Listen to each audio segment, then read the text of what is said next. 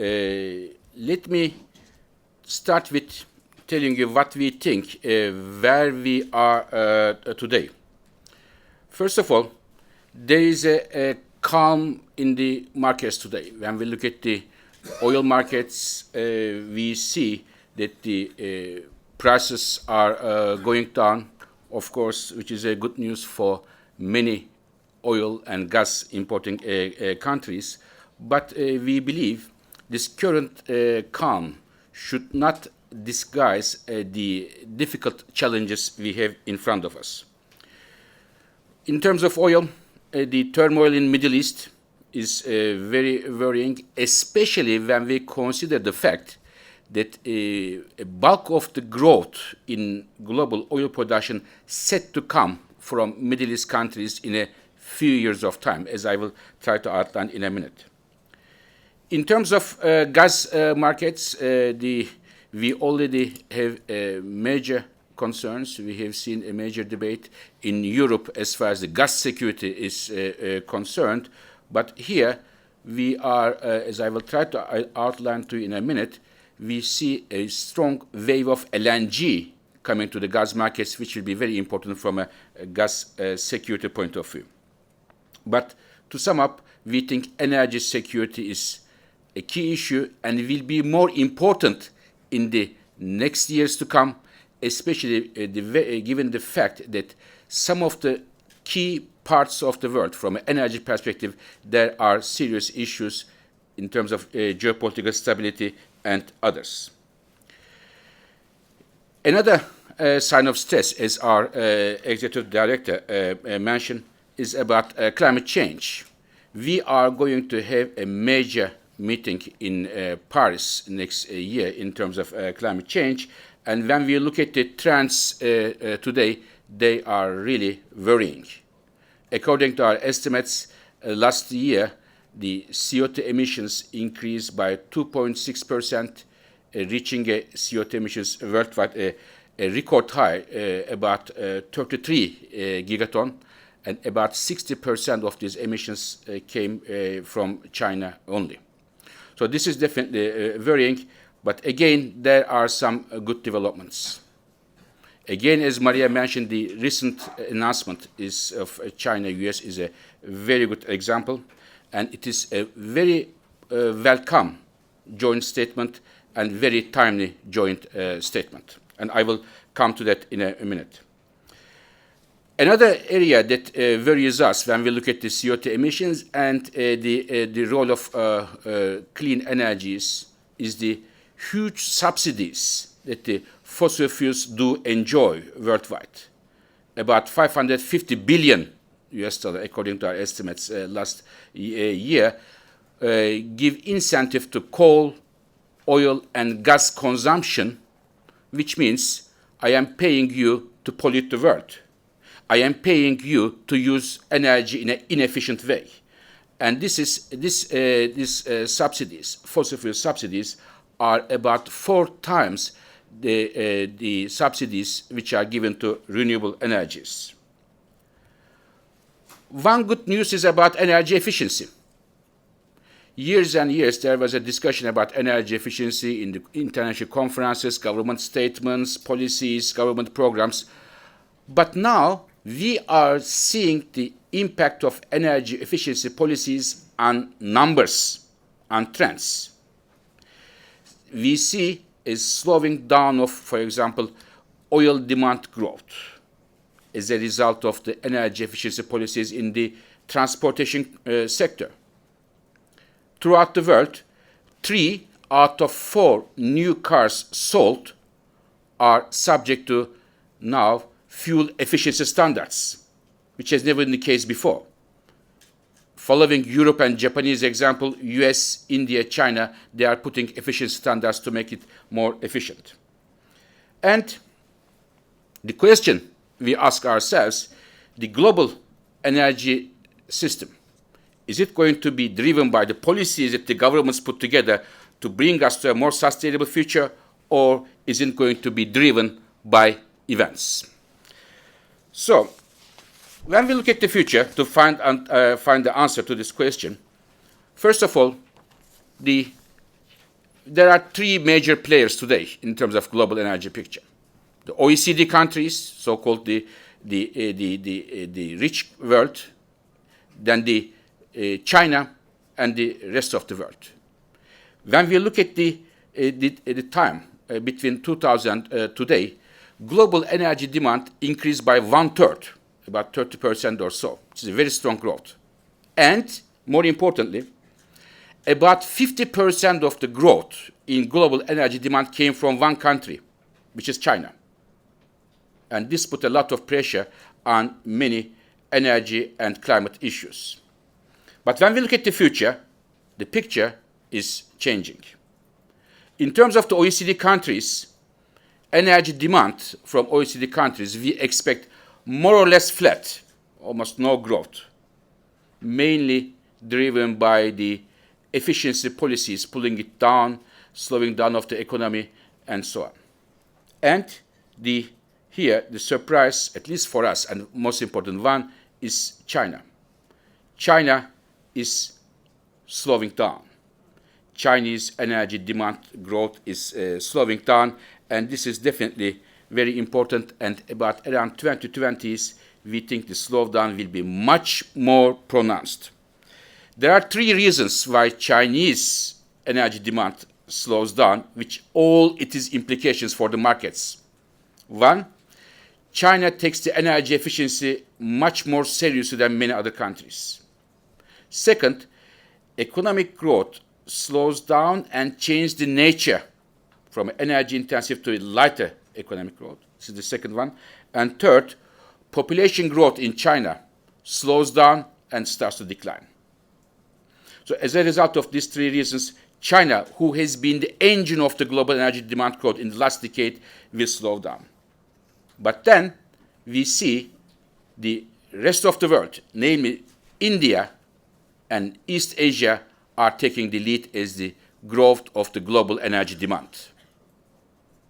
And this is definitely important to note that China is becoming a slowing down of a dragon, and the rest of the world, India and East Asia, is becoming the engine of the growth, and therefore we see a 3-speed energy demand growth in the next years to come. In the rather weak economic context nowadays today, energy prices, the cost of energy, plays a crucial role. And who is enjoying how much energy cost and how much they pay is a crucial issue. What we have done is we look at different countries to find out how much the consumers, households, industry pay for 1 unit of energy in different countries. In the year 2008, a few years ago, 5 or 6 years ago, Europe and Japan were the top, most expensive countries in terms of cost of energy for 1 unit of energy. And after the shale revolution, we have seen that while in Europe and Japan, the cost of energy increased, in the United States, we saw a decline. And this, of course, as we all know, this provides a competitive advantage for the United States vis-a-vis other countries. And the question is whether or not this will last. It is what we look into, and what we have found out, that the situation is not changing US versus the other parts of the OECD, Europe and Japan. US will still remain a low energy cost economy, but more importantly, and I think this is the most important part, that the Chinese cost of energy will overtake that of the United States. This is mainly China moving from the low-cost coal to other parts of the energy system, and therefore US will remain a low-cost economy vis-a-vis Europe, Japan, but in addition to that, to China, which will provide a competitive advantage of the US economy for several years to come. Now, about the oil markets. I believe the instability in the Middle East is a major risk to oil markets. And why we believe so, let me explain to you. In the next 25 years, global oil demand will increase about 14 million barrels per day, 414 million barrels per day. And the question is, how are we going to meet, which countries are going to increase the production to meet that oil demand growth? There are 4 important countries here, 4 strong shoulders: US, Canada, Brazil, and Middle East. The other countries, other producers, when we look at the North Sea, Russia, and the others, when you put them together, their total production will even going to decline altogether. But these 4 of them are important. Here, let me start with the United States. In the United States, the production will continue to grow around 2020s, but then, as everybody, including the US government projections, agree, it is going to slow down. Because the deposits are rather small, not as big as the shale gas. So they will go and start to solve this light tight oil. Then we expect Canada, especially the oil sands, to increase, to make a strong push and to add to the global oil supply production, and followed by Brazil, deepwater offshore, huge resources there. With some delay, we expect Brazil to make a major contribution. But around 2020s, when the US production growth loses its steam, there is one region in the world only that can help to meet the production growth worldwide, which is the Middle East.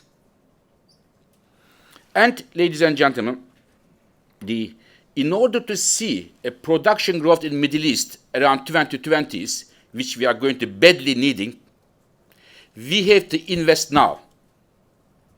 So you cannot invest in 2019 to see a production growth in 2020s.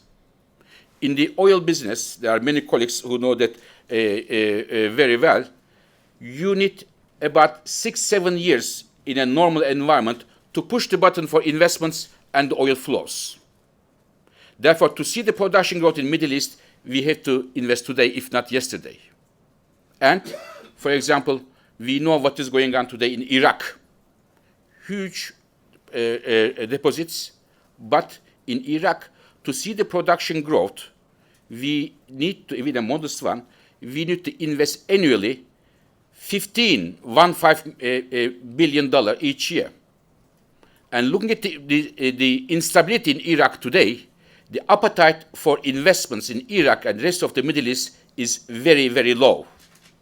And therefore, if these investments are not made today, we may well see major problems in the next years to come, especially starting in 2020s. And this is a major energy security problem, as we see, and it is not only for the IEA countries, but also for Asia. According to our numbers, 90% of the Middle East oil will be exported to Asia. So oil security is not only a problem of the Western world, but that of China and that of the rest of Asia. Now, how does the oil prices today impact this picture I presented to you just now? We know that today we see prices going to about $80, and why it is happening? Because it's happening for at least 2 reasons. One is the weak demand and the strong production growth coming from North America, especially from the United States. But we have to look a bit beyond that. These price levels, about $80, will have implications, we believe, on the upstream plants, almost everywhere in the world, but especially in those areas where the price levels are critical for the certain projects. Here, we think North America, especially US and Brazil, are critical. According to our estimates, if the oil prices remain at these levels, the capital spending in 2015 in the United States will decline up to 10% in 2015 compared to 2014 if the prices remain at these levels. And as we all know, the light tight oil has much shorter investment cycle compared to the conventional oil we see in other parts of the world. Therefore, we may well see a downward pressure on the investments in the light tight oil as a result of these prices. In Brazil, another strong shoulder I mentioned to you for the global oil markets, Brazil investments are very much relying on the cash flows, the revenues. And if the revenues, the cash flows, do not come as a result of the recent developments, we may well see growing debt requirements for Petrobras, and this may well lead to delays. Now, the current $80 is, of course, a very good news, as I said in the beginning, for the importing countries. It provides a breathing space. It's very good news. But at the same time, $80 gives a boost to the oil demand growth compared to $100. So these two things coming together, namely increasing or upward pressure on the oil demand growth and the downward pressure for the, especially in the high cost areas for the investments, may well be come to the conclusion that there will be a growing reliance on the Middle East countries. And this again comes to the same issue in the Middle East, where the instability is the name of the game, worries us, and as such, we believe today's price level may offer some comfort for the consumers, but it may not last very long. Let me come to the natural gas. Natural gas, we expected natural gas is growing worldwide very strongly and set to become the first fuel overtaking oil in the next decades to come. It grows overall worldwide, and we have one exception, which is Europe. Europe's gas demand, if I may say so, is in a winter sleep.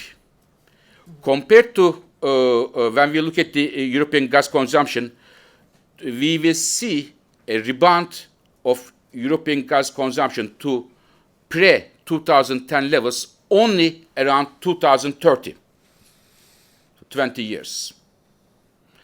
Even though the import needs will increase because of the domestic production in Europe is declining, demand will be stable.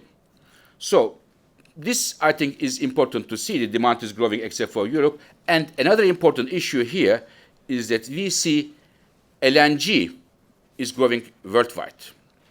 We look at all the LNG projects worldwide, throughout the world, and filter them from I think, a realistic picture. And what we see is that there will be a doubling of the LNG in the global gas markets. This is a very good news from a diversification point of view. The share between the competition between pipelines and LNG will develop in favor of LNG in the next years to come. And more LNG means more diversification, plus, again, more importantly perhaps, the number of countries which will be bringing LNG to the markets will also increase. Not only the LNG will increase, its share will increase in the global gas markets, but the number of countries who are going to export LNG will increase. This is, we believe, will bring a lot of flexibility in the markets if we are able to make use of that. This is definitely good news, but having said that, given the rather high costs of shipping LNG from one destination to another, means it will be difficult to see that the LNG prices, the gas prices, will come down significantly in the next years to come, and the LNG prices will still remain high, which means a major challenge, especially in Asia, in terms of gas competing with coal. Now, coming to coal, we expect that the coal demand will slow down and plateau around 2020s. Why it is happening, which is very important from a climate change perspective. First of all, in Europe, we have seen the peak of coal demand around 1987. Then we have seen in US coal demand peak around 2005. And now we are seeing a plateau of coal demand in China, which is, again, a very good news from an environmental point of view. But, of course, this slowdown is already being observed in the markets. In the last 2 years, Chinese coal demand increased by 5%, which compares to the last 10 years average growth of 10%. From 10% growth, it went down to 5% in the last 2 years, and we see a slowdown. And growth will come mainly from India in the next years to come, and around 2020, India will be the second largest coal consumer, overtaking United States and being after China. So globally, we expect again the coal demand to slow down, and the future of the coal industry will be very much hinging on whether or not they use high efficiency plants and the carbon capture and storage. But the coal, again, remains a cheap source of especially generating electricity, and very important for Asia. When I say electricity, there is a very interesting thing happening in the electricity markets. Let me explain you what is the story. Today, worldwide, we have 6,000 gigawatt of capacity, power plants, 6,000. And the important thing is here, we see, especially in the OECD countries, a big wave of retirements.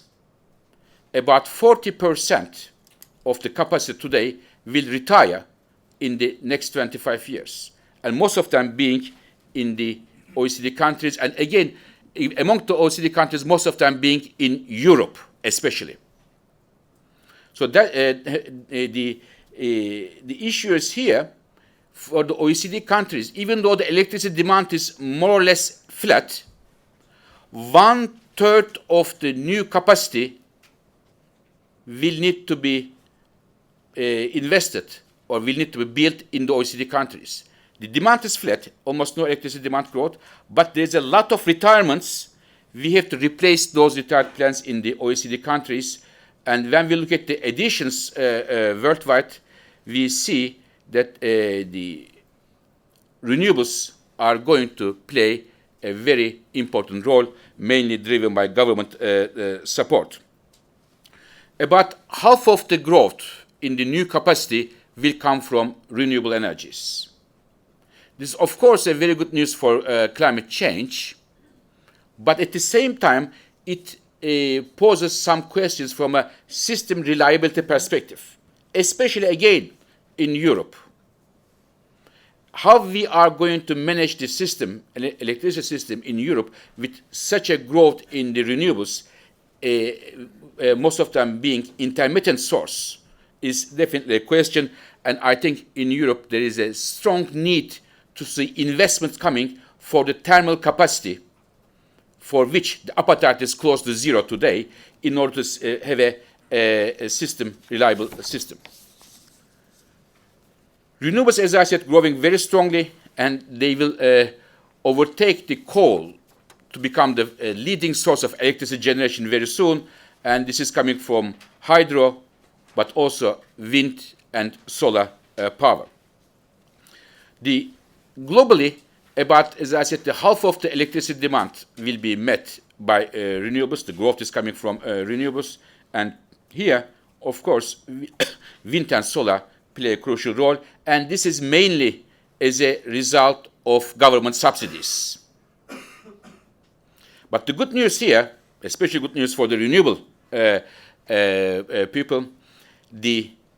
Even though, for example, in the case of wind and PV, even though their contribution to the electricity generation increased by 6 times, we see that the subsidies paid for wind and PV stays more or less the same as today.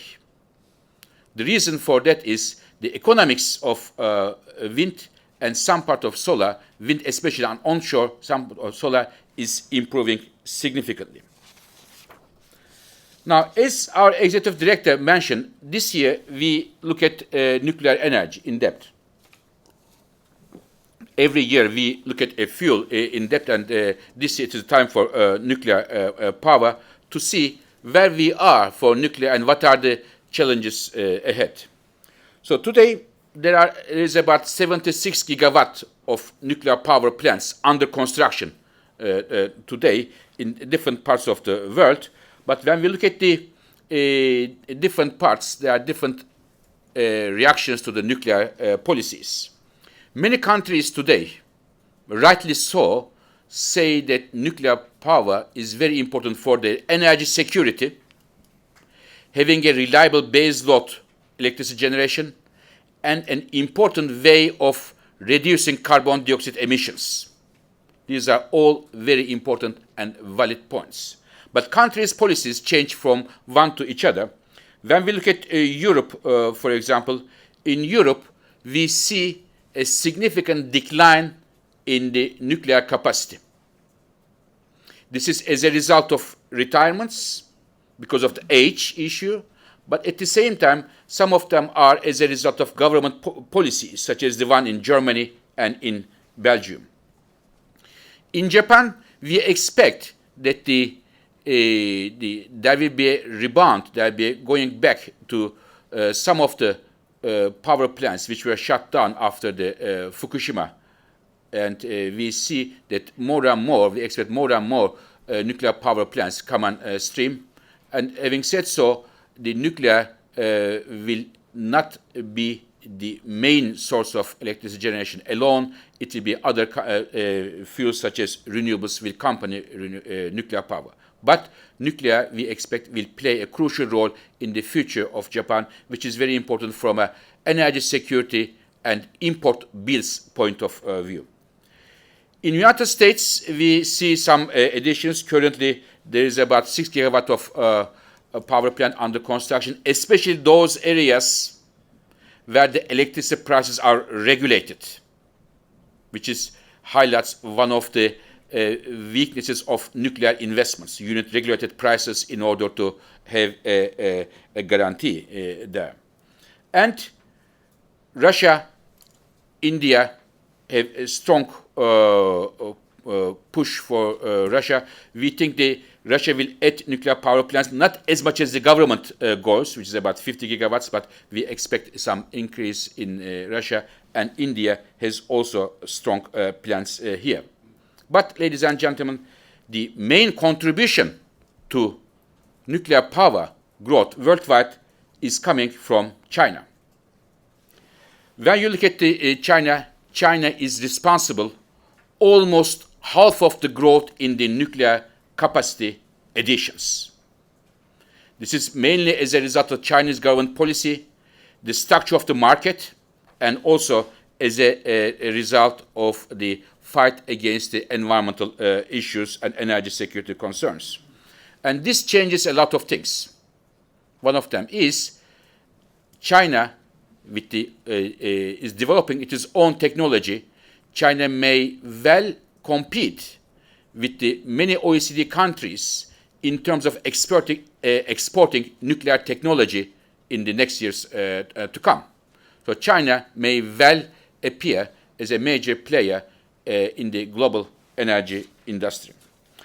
So this changes the picture in the nuclear world.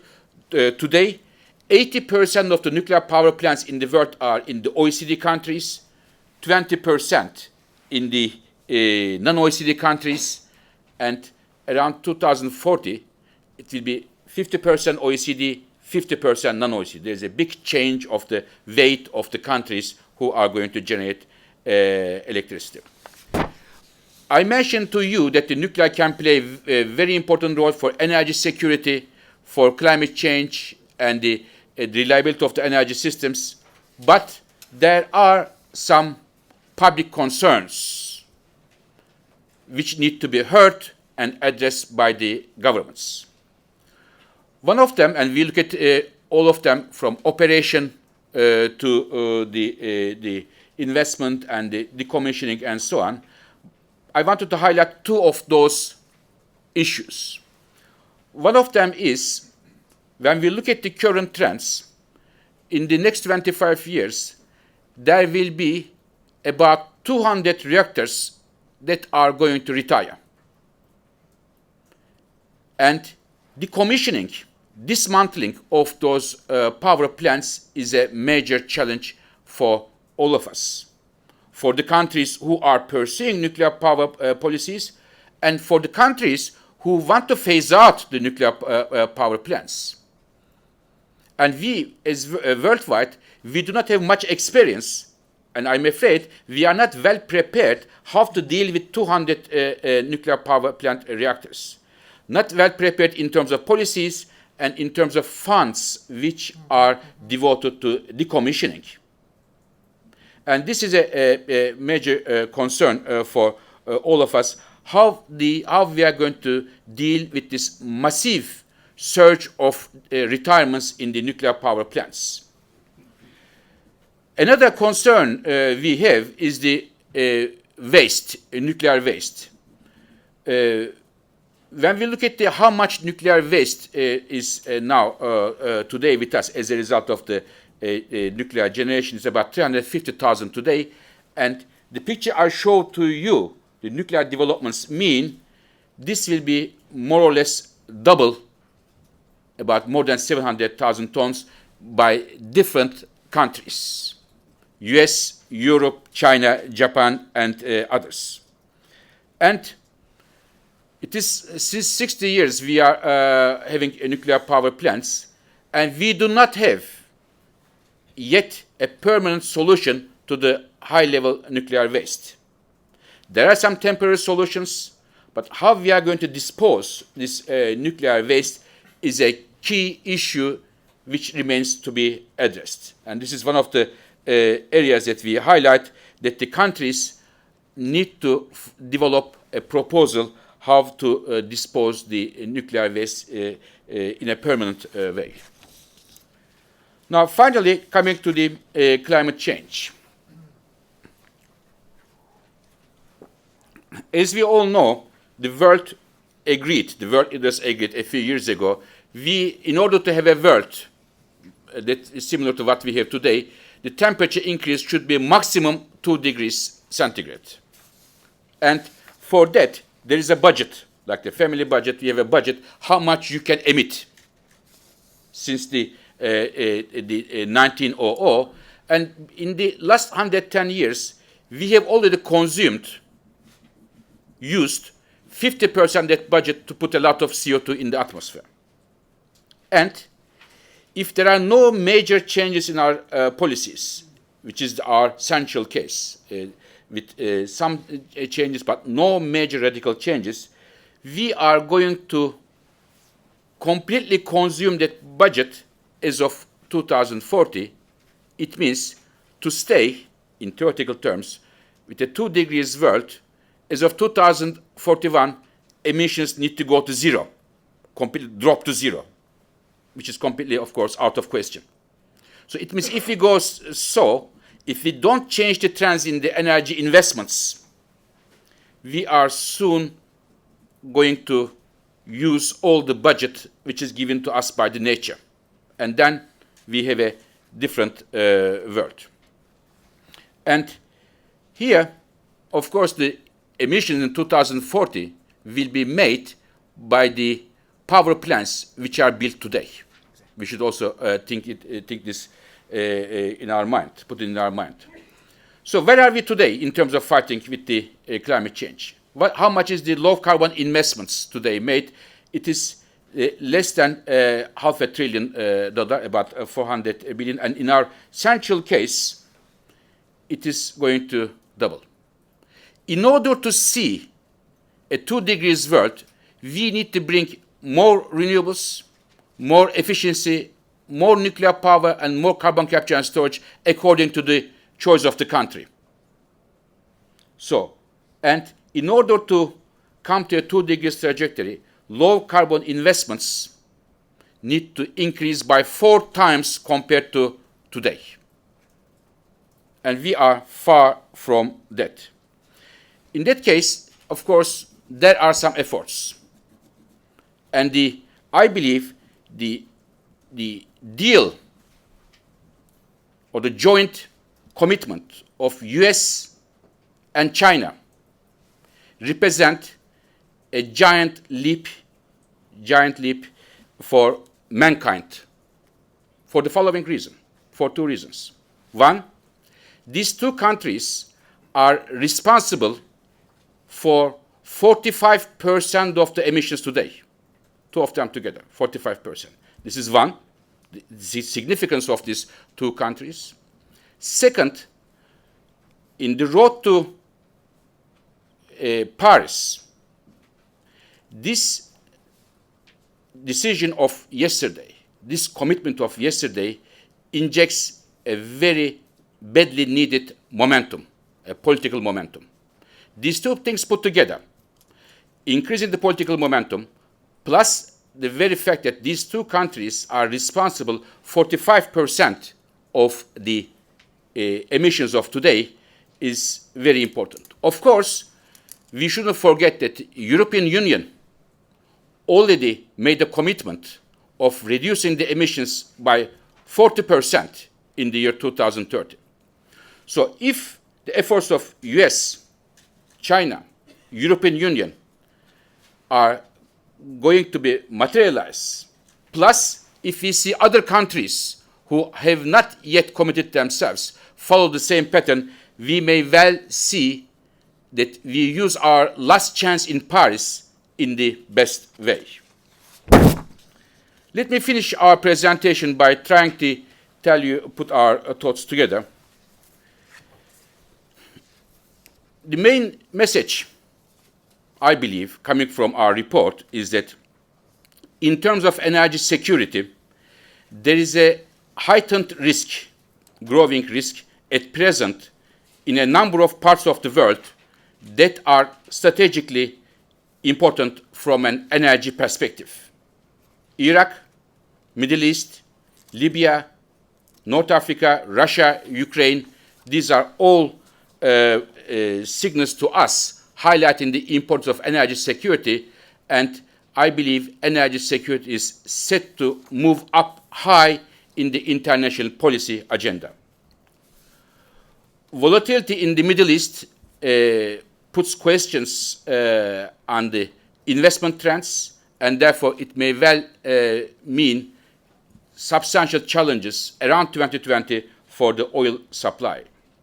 Nuclear power, we believe, can play an important role in energy security, addressing the climate change problem I just mentioned, but there are issues such as the financing issue and the public concerns needs to be addressed by the governments and the operators. We do need to get a clear direction in Paris next year. Last chance in Paris, we believe, like the last tango in Paris, there's a last chance in Paris. And if we are not able to do that, we may well say goodbye to the world we used to see several centuries.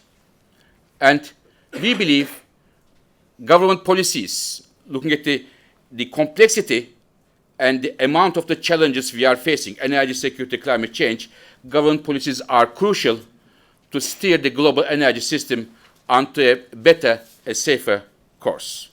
These are some of the comments from us. Thank you.